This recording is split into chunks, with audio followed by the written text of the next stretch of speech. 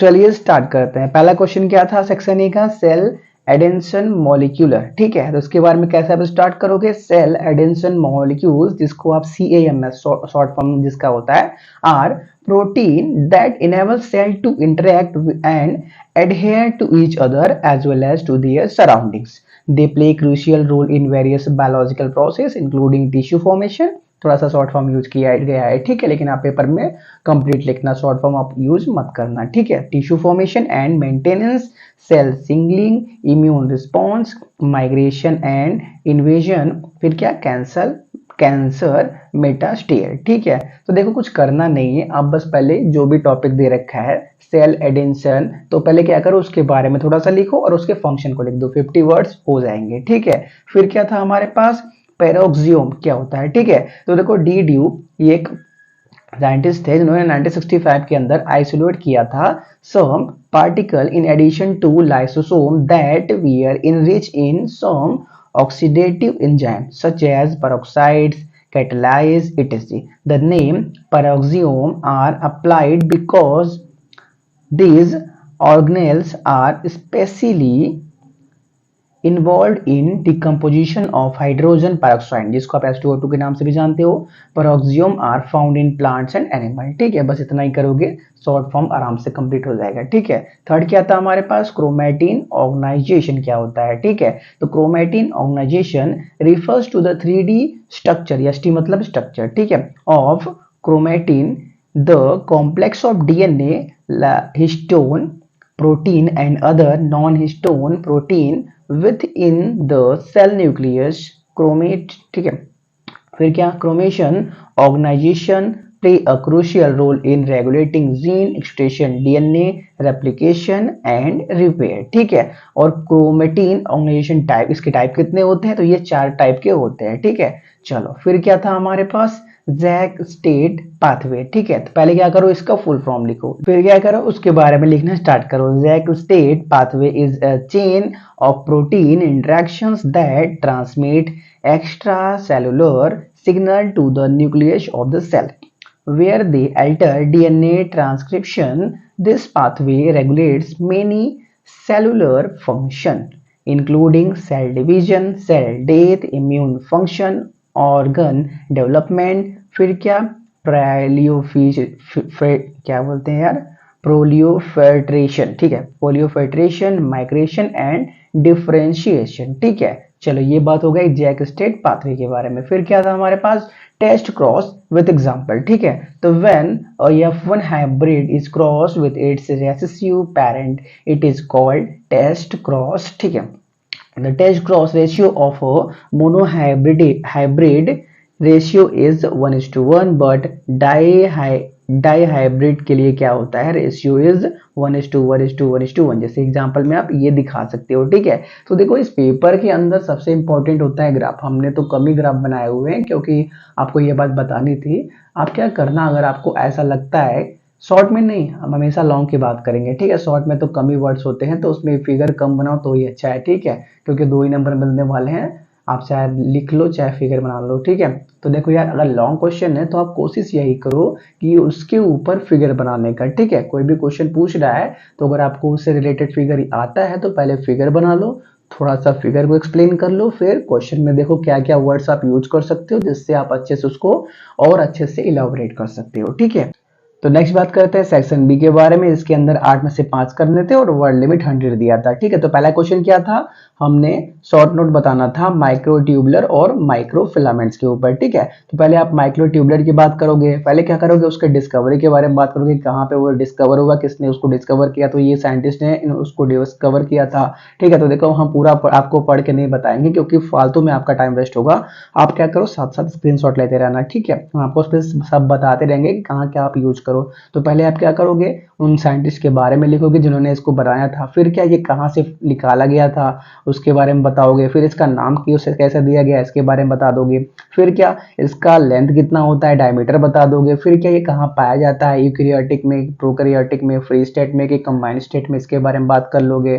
ठीक है, फिर क्या करोगे, आगे बढ़ जाओगे, थोड़ा सा उसके फंक्शन के बारे में बात कर लोगे। ठीक है, फिर क्या माइक्रोफिलामेंट में भी सेम काम करोगे। ठीक है, उसके लेंथ के बारे में बात कर लोगे, अगर आपको मालूम मालूम है कि उसको उसके बारे में किसने पहले बार बात की थी, तो उस साइंटिस्ट का नाम भी आप दे सकते हो। ठीक है, फिर क्या वो क्या रोल प्ले करता है, जैसे लिखा है ना, दे रिप्रेजेंट एक्टिव और motile part of the cytoskeleton and play a major role in काइसोसिस एंड एम्ब्रोबॉइड मोशन। ठीक है, वो फंक्शन क्या करता है और वो क्या क्या डेली लाइफ में, डेली हमारे कौन कौन से काम में वो उसका यूज होता है वगैरह आप लिख सकते हो। ठीक है, चलो आगे बढ़ते हैं। फिर क्या था, सेकंड क्वेश्चन हमारे पास, chemical composition of lipid part of cell membrane, इसके बारे में बात करनी थी। तो वही स्टार्ट करोगे कि कहाँ से उसकी जर्नी स्टार्ट हुई है। तो इन 1972 जॉन जिंगर एंड क्रॉथ निकोलसन ने पहली बार इसके बारे में बात किया था, और फिर उसके बारे में ये बातें उन्होंने बोली। They explain about chemical composition of lipid part of the cell membrane. फिर क्या वो क्या क्या किस किस पार्ट में डिवाइड हो गया है उसके बारे में आप लिखोगे। फिर क्या प्रोटीन कौन कौन से पार्ट में होता है, इंटीग्रल प्रोटीन और पेरिफेरल प्रोटीन, उसके बारे में थोड़ा सा बता दोगे। अगर आप उसके बारे में और अच्छे से एक्सप्लेन कर सकते हो तो वो भी बता दो। यहाँ पे अगर आप कोई फिगर बना सकते हो तो वो भी बना दो। फिर क्या लिपिड के नेचर के बारे में बात करोगे। ठीक है, ये सब कर लोगे। फिर क्या थोड़ा सा आप और बता सकते हो कि अगर कार्बोहाइड्रेट के साथ लिपिड बॉन्ड बनाता है तो साइटोलिपिड बनता है, और कार्बोहाइड्रेट के साथ अगर प्रोटीन बॉन्ड बनाता है तो साइटोप्रोटीन बनता है। ठीक है, फिर आगे बढ़ोगे आप, डीएन टाइप ऑफ डीएनए और आरएनए के बारे में बात करना था। ठीक है, तो देखो यहाँ पे आप फिगर भी बना सकते हो। टाइप ऑफ डीएनए हमने क्या कर दिया, अलग कर दिया, आरएनए को अलग कर दिया। ठीक है, जैसे जैसे पॉइंट होगा डीएनए आरएनए का साथ में चलेगा।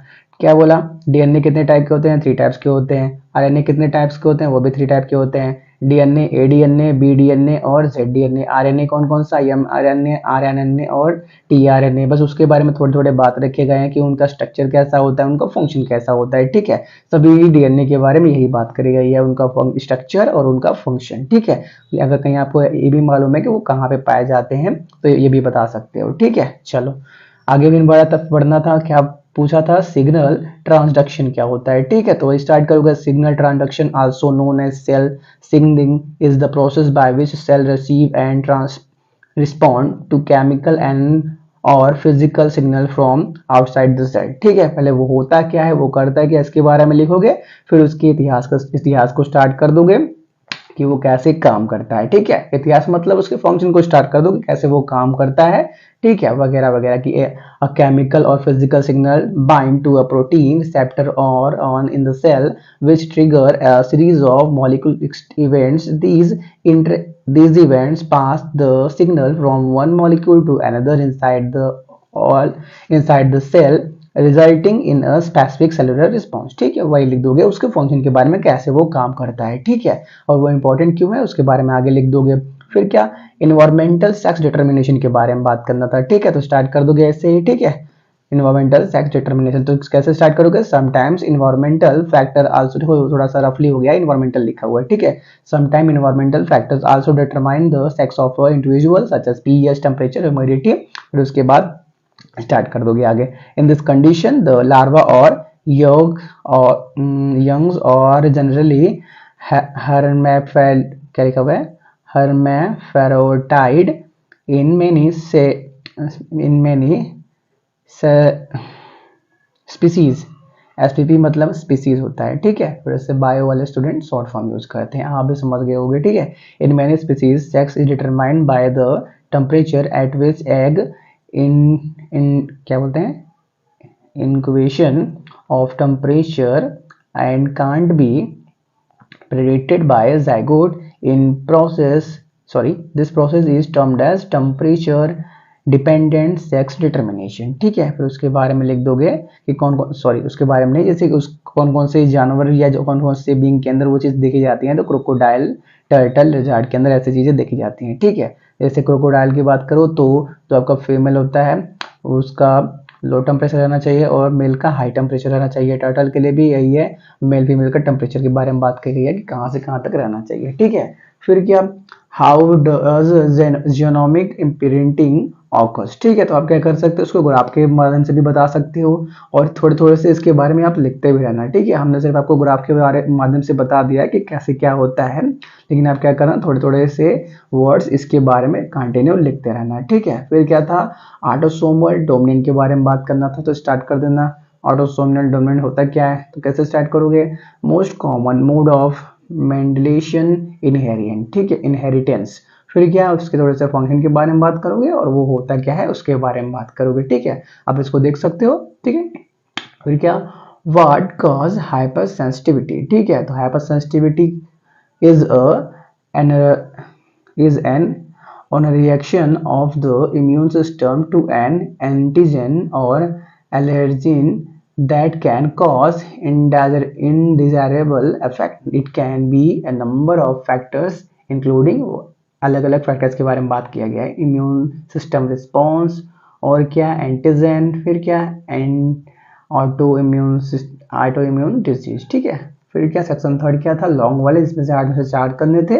वर्ड लिमिट कितना था 400 और हर क्वेश्चन 10 मार्क्स के थे, ठीक है। तो पहला क्या था, describe the structure and function of plasma membrane, ठीक है। तो बस पहले स्टार्ट कर दोगे कि होता क्या है। It is the outer covering of the cytoplasm of the cell. It works as a selectivity permeable and act as a barrier by maintaining the difference in concentration of ions and molecules between inside and outside of the cell, ठीक है। पहले वो होता क्या है उसके बारे में बता दोगे और आता क्या है वो बता दोगे, फिर उसका थोड़े से स्ट्रक्चर के बारे में स्टार्ट कर लोगे, ठीक है। तो यहाँ पे आप उसका स्ट्रक्चर भी बना सकते हो, ठीक है। चलो उसके बाद वो अगर आप देखोगे ना कि ये भी कई पार्ट्स में डिवाइड होता है। जो नए नए इलेक्ट्रॉन स्टडी अब बताते हैं, इलेक्ट्रॉन माइक्रोस्कोप स्टडी बताते हैं कि ये भी फर्दर 3 डिस्टिंक्ट लेयर के अंदर पाया जाता है। तो उसके बारे में बात कर लोगे कि आउटर डेंस लेयर क्या होता है, protein, middle bimolecular layer of lipid, inner dense layer of protein, इन सब के बारे में भी थोड़ा बहुत बात कर सकते हो, ठीक है। और फिर क्या आगे ऐसे आप ग्राफ के हेल्प से भी बता सकते हो, ठीक है। जिससे टीचर को क्या वर्ड पूरा आपका पैरा पढ़ने की बजाय अगर वो ग्राफ को भी देख लेगा तो वो समझ जाएगा कि हाँ स्टूडेंट ने ये टॉपिक्स पढ़ रखे हैं, ठीक है। तो देखो इस पेपर में एक चीज आप देख रहे होगे कि लगभग हर चैप्टर से क्वेश्चन पूछे गए, ठीक है। तो किसी भी चैप्टर को आप स्किप नहीं कर सकते, ठीक है। कोई भी गारंटी नहीं है कहाँ से क्वेश्चन आ जाए, ठीक है। फिर क्या फंक्शन के बारे में बात कर लोगे कि सेल मेम्ब्रेन का फंक्शन क्या होता है, तो ये सभी आप चीजें लिख सकते हो, ठीक है। चलो फिर क्या था हमारे पास, डिस्क्राइब दो chemical structure and base composition of DNA and RNA, ठीक है। तो केमिकल कंपोजिशन उसके बारे में बात कर लोगे कि क्या क्या किसमें क्या क्या होता है, शुगर होता है और क्या फॉस्फोरिक एसिड होता है और नाइट्रोजनस बेस होता है। और नाइट्रोजनस बेस दो प्रकार के होते हैं, प्यूरिन बेस कौन कौन सी, जिसको हम एडेनिन ग्वानिन के नाम से जानते हैं, और पिरिमिडिन बेस कौन कौन से होते हैं, साइटोसिन, थायमिन और यूरेसिल के नाम से हम जानते हैं।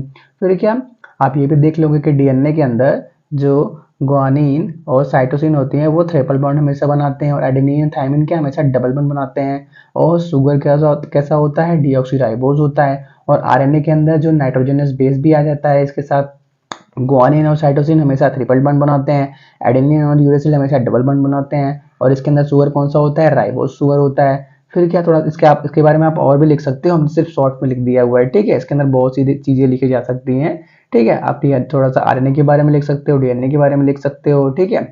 चलो आगे बढ़ते हैं। फिर क्या था, difference between meiosis and mitosis division, ठीक है। तो आप क्या करना, डिफरेंस बताना है। तो ऐसे ही फ्लो चार्ट बना देना, एक साइड मियोसिस एक साइड क्या बोला माइटोसिस लिखना स्टार्ट कर देना, ठीक है। ऐसे ही आप कंटिन्यू कर लेना। देखो बस कुछ करना नहीं है, थोड़ा थोड़ा बस दोनों के बारे में डिफरेंस बताना है कि उसका फंक्शन क्या है, उसका फंक्शन क्या है, उसका वो कहाँ पाया जाता है, वो कौन सा प्रोसेस है, वगैरह वगैरह के बारे में बात करनी है, ठीक है। फिर क्या था हमारे पास, describe the complete and incomplete dominance with example, ठीक है। तो पहले क्या करोगे, कंप्लीट डोमिनेंस के बारे में बात कर लोगे। देखो ऐसे स्टार्ट कर लेना कंप्लीट डोमिनेंस। फिर ये थोड़ा सा आप ग्राफ बना सकते हो जिससे और अच्छा लगेगा। फिर क्या, इनकम्प्लीट डोमिनेंस के बारे में बात कर सकते हो। देखो यहाँ ये क्वेश्चन तो 400 वर्ड्स के हैं, लेकिन हमने वर्ड लिमिट थोड़े से कम ही रखे हुए हैं, ठीक है। हमने बस क्या है कि आपको रफली आइडिया के लिए क्वेश्चन को सॉल्व कराया है, जिससे आपको भी पता चले कि हाँ आंसर कैसे लिखे जाएं, ठीक है। चलो आप देख सकते हो, ऐसे आप ग्राफ को कंटिन्यू कर सकते हो। फिर क्या था, right the short note on multiple allies और साइटोप्लाज्मिक इनहेरिटेंस, ठीक है। तो पहले क्या करोगे, मल्टीपल एलीन्स के बारे में बात कर लोगे, थोड़े से उसके फंक्शन, स्ट्रक्चर, फीचर्स के बारे में बात कर लोगे। और अगर आपको उसके बारे में एग्जांपल मालूम है तो एग्जांपल को भी दे सकते हो, ठीक है। जैसे देखो यहाँ पे एग्जांपल को भी दिया गया है। फिर क्या आप अगले पार्ट को देखोगे, ठीक है, साइटोप्लाज्मिक इनहेरिटेंस, ठीक है। तो साइटोप्लाज्मिक इनहेरिटेंस के बारे में आप क्या कर सकते हो, स्टार्ट कर सकते हो उसके फंक्शन, एक सेकेंड, उसके फंक्शन के बारे में स्टार्ट कर सकते हो, वो होता क्या है इसके बारे में बता सकते हो। यहाँ पे भी आप एग्जांपल दे सकते हो, ठीक है। फिर क्या, उसके अंदर एक पार्ट होता है रेसिप्रोकल का डिफरेंस, ये भी आप बता सकते हो, ठीक है। चलो आगे बढ़ते हैं। फिर क्या था, मैटरनल इफेक्ट, इसके बारे में आप बात कर सकते हो, ठीक है। फिर क्या, मैपेबिलिटी, इसके बारे में बात कर सकते हो। ये सभी टॉपिक्स इसी के अंदर आते हैं। जो आपने अभी लास्ट साइटोप्लाज्मिक इनहेरिटेंस के बारे में बात किया ना, इसी के अंदर ये पार्ट आते हैं, ठीक है। तो इसको भी आप अच्छे से समझा दोगे तो आप और अच्छा इफेक्ट जाता है कि हाँ अच्छे से क्वेश्चन को डिस्क्राइब किया गया है, ठीक है। ये सभी पॉइंट्स आप यूज कर सकते हो अपने आंसर के अंदर, ठीक है। फिर क्या था, explain the pedigree with example of autosomal inheritance, ठीक है। तो पहले होता क्या है उसको बता दो, ठीक है, कि a pedigree is a diagram showing family relationship and trans and trait inheritance. Here is an explanation with an example of autosomal inheritance, ये बता सकते हो। फिर क्या, उसके बारे में थोड़े से उसके टाइप लिख सकते हो। फिर यह पेडिग्री के सिंबल्स जो होते हैं उसको आप दिखा सकते हो कि हाँ कौन सा सिंबल किसके लिए यूज होता है, ये दिखा सकते हो, ठीक है। और उसके बारे में भी आप उसके फंक्शन को भी लिख सकते हो, ठीक है। फिर क्या था, describe the HLA complex organization, ठीक है। तो HLA मतलब ह्यूमन ल्यूकोसाइड एंटीजन, ठीक है। तो इसके बारे में आप स्टार्ट कर सकते हो। उसके पहले उसके बारे में स्टार्ट करो, फिर उसके ऑर्गेनाइजेशन के बारे में स्टार्ट करो। अलग अलग आपको क्लास मिलेंगे, क्लास 1, क्लास 2, क्लास 3 रीजन, उसके बारे में स्टार्ट कर लो, ठीक है। कुछ एग्जाम्पल दे दो, ठीक है। ऐसे ही क्वेश्चन को कंप्लीट कर सकते हो। फिर क्या था, describe the chromosomal structure and numerical abbreviation with example, ठीक है। तो क्रोमो मतलब क्या होता है, कलर। सम मतलब क्या होता है, बॉडी। फिर किसने डिस्कवर किया उसका नाम लिख दो, कितने टाइप के होते हैं वो लिख दो, ठीक है। Chromosome number vary from species to species, ऐसा बता दो कि हर स्पीसीज का क्रोमोसोम अलग होता है, ठीक है। एसपीपी मतलब स्पीसीज, ठीक है। उसका एक फिगर बना दो, आप देख लो फिगर। चलो उसका एक फिगर बना दो, तो फिगर में जो जो पार्ट्स हैं थोड़ा सा उसको एक्सप्लेन कर दे, क्योंकि 400 का है तो यही सब काम बाकी रह गया है, फिगर बनाना और उसके हर पार्ट को एक्सप्लेन करना, तभी आराम से 400 वर्ड कंप्लीट होगा, ठीक है। तो देखो ये कुछ वर्ड लिखे हुए हैं, शॉर्ट में लिखे गए हैं, लेकिन आप क्या करना, अच्छे से एक्सप्लेन करना, ठीक है। तो ये बात हो गई इस पेपर के बारे में। आई होप आपको क्वेश्चन का पेपर पैटर्न समझ में आया होगा और उसके आंसर भी कुछ अच्छे लगे होंगे कि किस प्रकार से आंसर को लिखा जाना चाहिए, ठीक है। तो फर्स्ट सेमेस्टर के इस क्लास को यहीं पर रोकते हैं। फर्स्ट सेमेस्टर के और भी पेपर अगर आपको चाहिए तो आप इसके प्लेलिस्ट को कंटिन्यू कर सकते हो, वहाँ पे आपको बहुत से पेपर और उसके सोल्यूशन भी मिल जाएंगे, ठीक है। तब तक के लिए thanks for watching, have a nice day.